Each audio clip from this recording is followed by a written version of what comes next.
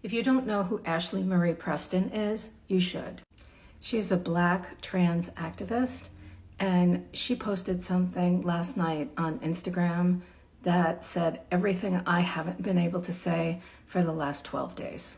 I'm going to include a long clip of what she posted, but I recommend you go on there and watch the whole 33 minutes. It's worth your time. Two key things I will say up front. One, the internet is not about nuance. The internet is about making us angry and increasing our anxiety. The other thing that she mentions is over and over and over again, and I really want to bring this home, is we need to make space for people to not have all the same feelings, to not be able to heal in a heartbeat, to not be able to think that 30 seconds is going to provide the answers for problems that have existed for millennia. I met Ashlee Marie Preston when I started doing work for an organization called the Impact Guild. The Impact Guild is made up of people who work in and around media to help make change in the world. If that's you, feel free to DM me.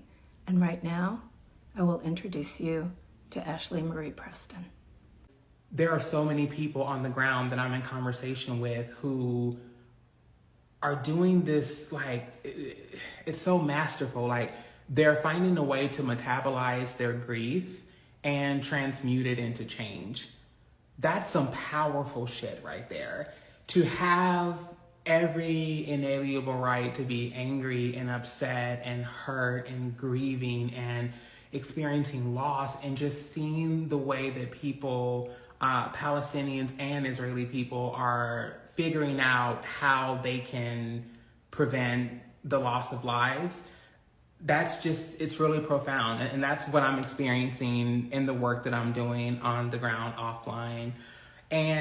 But I also want to say one thing, and I invite you to have grace for some of the folks who don't know how to engage specific types of content. So let me be more specific with you. So I see friends, who are posting the videos and the corpses and the bodies. I literally opened my Instagram page this morning, and the first thing that I seen was a pile of dead Palestinian children. And I'm like, here's the thing.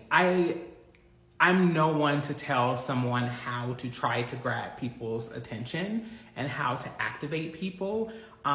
You are going to do the thing that you feel moved to do. And there is no right or wrong thing when you're navigating these things.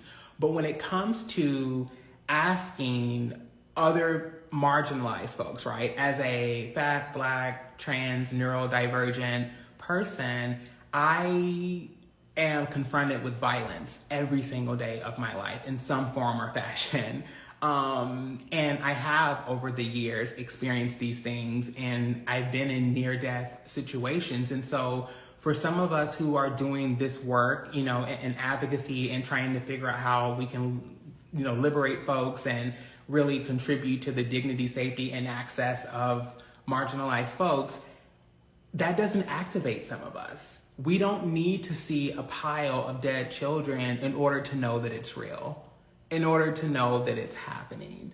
And there may be some people who do. And again, this is not to tell people how to raise awareness or that sort of thing. It's just to maybe hold a little bit of grace and compassion that maybe perhaps the reason why people aren't engaging the content that you're posting is because it's heavy. Especially for those who know what the violence looks like. We know what it feels like. Like my brother Eve said, we're at funerals every single week. Do you know what I mean? And so as a Black trans woman who's in this work, who's trying to help us all get free, because I truly believe that cross-cultural solidarity is the only thing that'll yield dignity, safety, and access for all of us, I just have to make space for what I'm able to contribute. And so in these moments, I'm able to contribute my voice. I'm able to contribute the work offline, working with other organizations and people who have more understanding than I have. And I just ask that you have grace for the folks who don't engage the content with the bodies and the bombs and because it's for me personally, it doesn't activate me. It doesn't move me to action. It actually makes me go the other way because I'm trying to heal my dysregulated nervous system. And so I can't consume that sort of violence and pain, and I don't want folks to experience it either, right? And so this has been such a difficult, nuanced conversation. And it's so funny because people are like, it's not that difficult. Like it's like, we know from a moral sense that yes, it's not hard to understand. But when it comes to a solution, see, this is what gets me about social media. And this is the reason why, like I said, I don't have the bandwidth to do the actual work and perform it on social media, because we often think that the post or the opinion or the perspective or the thing is all that we need to say and do, and that's the work. That's not the work. You know what I mean? The work is actually finding space for us to be able to acknowledge what it brings up. The work is actually sometimes working toward our own healing so that we can be in service to and of someone else's healing. And then collectively we can heal the planet and a lot of these international conflicts. And I just feel sometimes that the internet hates nuance. Let me tell you, the internet is no safe place for a nuance. And it's sometimes difficult because the people I love, friends who do a lot of amazing work and they're powerful voices but these kind of binary, things of like, oh, all you have to do is, if the people who are actually experiencing it firsthand don't have the solution ready to go, what makes you think that those of us who have no idea, like we don't have and not that, again, when it comes to the sort of violence that we've witnessed, it doesn't require a great deal of context, right? But when it comes to the solution, right, this is where I need for y'all to understand. There's a difference between digging into the description of the problem and the prescription for the problem. And the description of the problem is going to unfold much easier than the prescription. How do we actually solve it? And that's something that does take time. And that's something that, yes, there are a lot of folks who have been silent, and we've seen it. And then you have some people like myself even where sometimes silence is actually strategy. It's not that I'm running from it. It's two things. One, I don't have the bandwidth to do the work in real life and perform it online.